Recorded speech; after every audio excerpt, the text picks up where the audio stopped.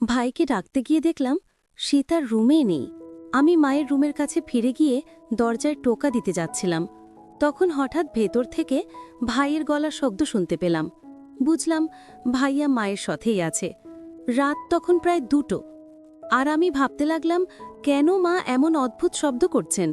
সারা রাত সেই রুম থেকে একই ধরনের আওয়াজ আসছিল, যা আমাকে ঘুমোতে দেয়নি। ভাবছিলাম ভাইয়া মায়ের রুমে সারা রাত কী করছে। চিন্তায় পাগল প্রায় হয়ে গেলাম, আর সারা রাত একটিও ঘুমোতে পারলাম না। তাই ভাবলাম মা অসুস্থ কিনা দেখে আসি। সেখানে গিয়ে যা দেখলাম তা দেখে আমি হতভম্ব হয়ে যাই। দেখলাম ভাই আর মা। দয়া করে গল্পগুলো ভালো লাগলে ভিডিওটি লাইক, শেয়ার এবং চ্যানেলটি সাবস্ক্রাইবই করো প্লিজ। আমি প্রিয়া। 1 বছর আগে আমার দাদু ঠাকুমা আমাদের সঙ্গে থাকত। একদিন আমার ঠাকুমা আর মা বাজারে যাওয়ার পথে দুর্ঘটনায় পড়েন। সেই দুর্ঘটনায় মা এবং ঠাকুমা আমাদের ছেলে চলে যান। তখন থেকে বাড়িতে আমরা মাত্র 4 জন ছিলাম, আমি, আমার ভাই, দাদু আর বাবা। পাড়া প্রতিবেশীরা বাবাকে পুনরায় বিয়ে করার জন্য পরামর্শ দিতে থাকেন, কিন্তু বাবা তাদের রাজি হননি। 8 মাস আগে দাদু আমাদের বাড়িতে একজন কাজের মেয়েকে রাখেন। আমি তখন 13 বছর বয়সী ছিলাম, তাই রান্নার চেষ্টা করলেও সবসময় সফল হতাম। এদিকে বাবার রেস্তোরাঁও যাওয়া আসা চলত, এবং সেখানে এক 27 বছর বয়সী মেয়ে নিয়মিত আসত। তার নাম মারিয়া, এবং সে বাবার থেকে প্রায় 15 বছর ছোট ছিল। তবুও সে বাবার প্রতি আগ্রহী ছিল, বাবাকে অনেক পছন্দ করত। আর বাবা তখন 42 বছর বয়সে ছিলেন। একদিন মারিয়া হাত মুখ ধুয়ে বিশ্রাম নিচ্ছিল, যখন আমার বাবা ডিনার করতে গিয়েছিলেন একটি রেস্তোরাঁয়। সেখানে একটি মেয়ে একা বসেছিল, এবং কিছু বেপরোয়া যুবক এসে তাকে বিরক্ত করতে শুরু করে। বাবার নজরে বিষয়টা পড়ে, তাই তিনি গিয়ে মেয়েটির পাশে বসে কথা বলতে শুরু করেন। এতে যুবকরা সরে যায়। এরপর থেকে মারিয়া আর আমার বাবার মধ্যে আলাপচারিতা শুরু হয়। যতবারই আমরা রেস্তোরাঁ যেতাম, মেয়েটি আমাদের টেবিলে এসে বাবার সঙ্গে কথা বলতো। ধীরে ধীরে আমার বাবার সঙ্গে মেয়েটির সম্পর্ক বাড়তে থাকে। একদিন মেয়েটি বাবাকে জানায় সে একটি রুম ভাড়া নিতে চায়, বাবার সাথে সময় কাটাতে চায়, কিন্তু বাবা বিশ্বাসটা এড়িয়ে যান।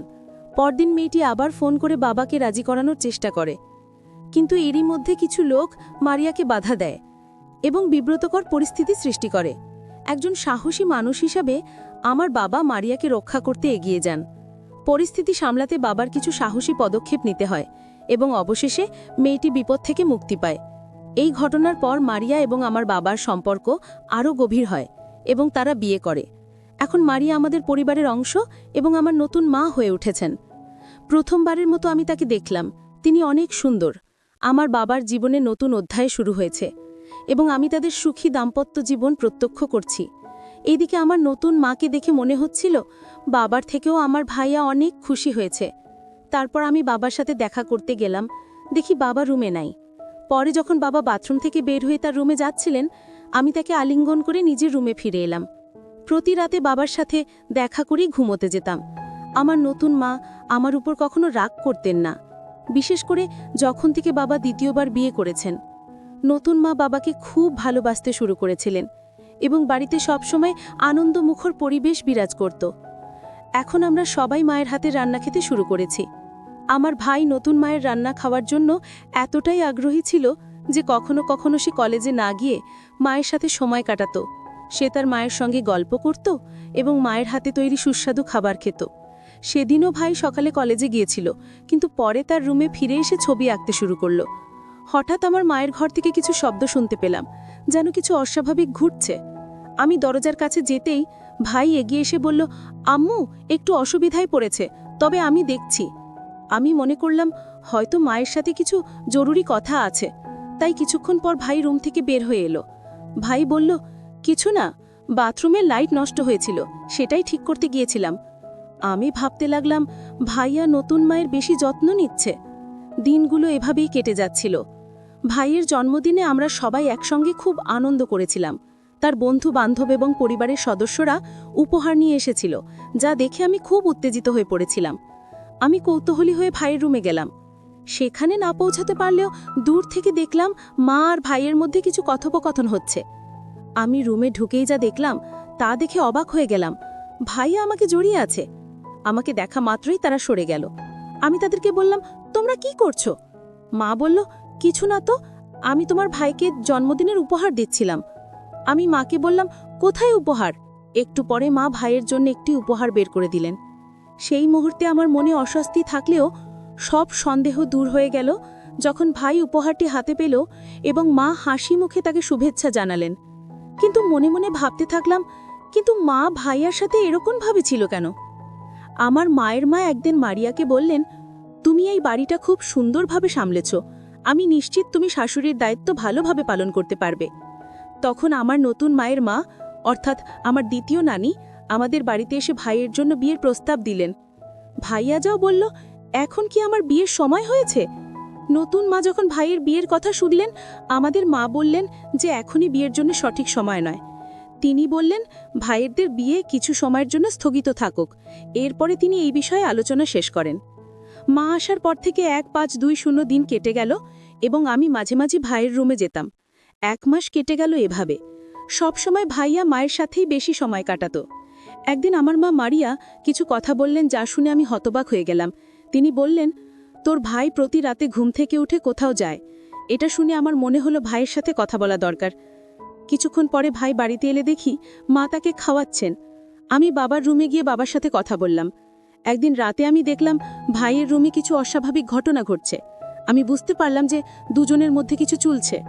সেই রাতে বাবা বাড়িতে আসেননি, কারণ তাকে কাজের জন্য বাইরে যেতে হয়েছিল। আমি দেখলাম ভাই মায়ের সাথে কথা বলছে এবং তারা দুজনেই কিছুটা আবেগপ্রবণ হয়ে পড়েছে। আমি ভাইয়ের চোখের জল মুছে দিয়ে তাকে সান্ত্বনা দিলাম। এই সময় আমি প্রথমবারের মতো দেখলাম মায়ের মুখেও একটা বিষণ্ণতা ছিল। আমি রান্নাঘরে গিয়ে মায়ের জন্য পানি নিয়ে এলাম এবং বললাম, মা, তুমি কেঁদো না, আমি তোমার পাশে আছি। কিন্তু কি বিষয় তারা কষ্ট পাচ্ছে সেটা তা আমাকে বলল না। এরপর 5 দিন এভাবেই কেটে গেল। আমার ছবি তোলার শখ ছিল, তাই আমি নতুন মায়ের ছবি তোলার সিদ্ধান্ত নিলাম। মায়ের রুমে গিয়ে তাকে বসতে বললাম এবং তার ছবি তোলা শুরু করলাম। মা তার চুলগুলো সরিয়ে একদিকে বসেছিলেন আর আমি ছবি তুলতে লাগলাম। হঠাৎ দেখি মায়ের পিঠে কিছু দাগ রয়েছে।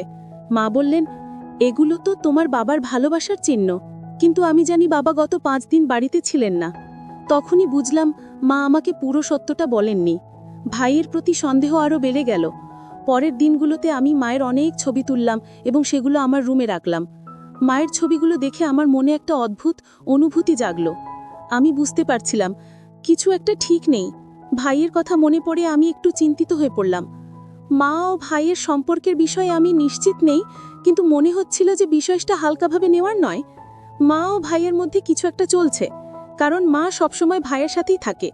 মা ও ভাইকে অনেকবার দেখেছি এবং তাদের ছবিও তুলেছি, যদিও কখনো তাদের না জানিয়ে।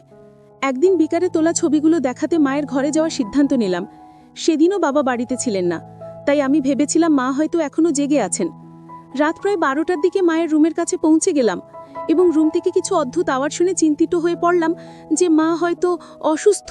ভাইকে ডাকতে গিয়ে দেখি সে তার রুমে নেই। তখন আমি মায়ের রুমের কাছে এসে দরজায় টোকা দিব, তখনই দরজার ভেতর থেকে ভাইয়ের আওয়াজ শুনতে পেলাম। তার মানে ভাইয়া মায়ের সাথেই আছে।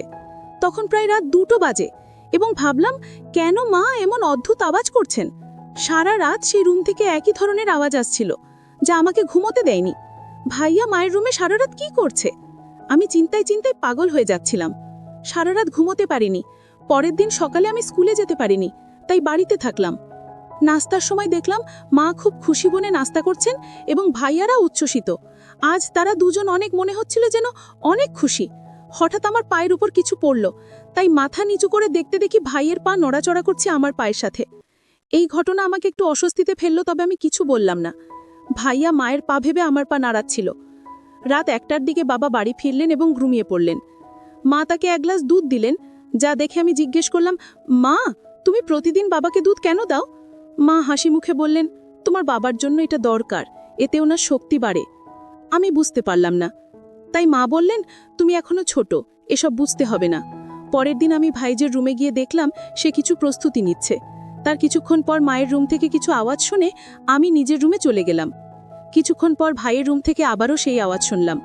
দরজাটা একটু খোলা ছিল, তাই চুপি চুপি উকি দিলাম। সামনে যা দেখলাম তা দেখে আমি অবাক হয়ে গেলাম। আমি যে দেখলাম তা বিশ্বাস করতে পারছিলাম না, তাই তাদের কিছু ছবি তুলে রাখলাম। পরে নিজেকে স্থির রেখে রুমে ফিরে এলাম এবং ভাই ও মায়ের পুরনো ছবি দেখতে লাগলাম। সেই ছবিগুলো দেখে আমার মনে কিছু প্রশ্ন জাগলো, কিন্তু আমি তা নিয়ে ভাবতে চাইনি। মা বাবাকে ঠকাচ্ছে, আর ভাইয়াও বাবার সাথে বেইমানি করছে, যা ঠিক নয়।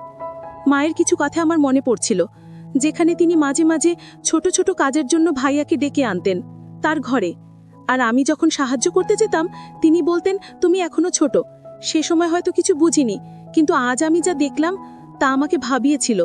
মাথা ঠান্ডা রেখে আমি বিছানায় গিয়ে শুয়ে পড়লাম। পরদিন সকালে বাবা অফিসে যাওয়ার প্রস্তুতি নিচ্ছিলেন, কিন্তু হঠাৎ মা অসুস্থ হয়ে পড়লেন। ভাইয়া দেরি না করে ডাক্তারকে নিয়ে এলেন। সেই দিন আমরা এক মিষ্টি খবর পেলাম, মা গর্ভবতী। আমি এই খবরে খুব খুশি হলেও মা ও ভাইয়ার মুখে এক ধরনের অস্বস্তি দেখলাম, যেন তারা খুশি নয়। সেদিন বাবা ছুটি নিয়ে সারা দিন মায়ের খেয়াল রাখলেন, তবে মায়ের আচরণে কিছুটা অস্বাভাবিকতা লক্ষ্য করলাম। বিকেলের দিকে মা আবারও ভাইয়ের রুমে গেলেন। আমি কিছুক্ষণ পরেই সেই রুমের দিকে গেলাম। দরজা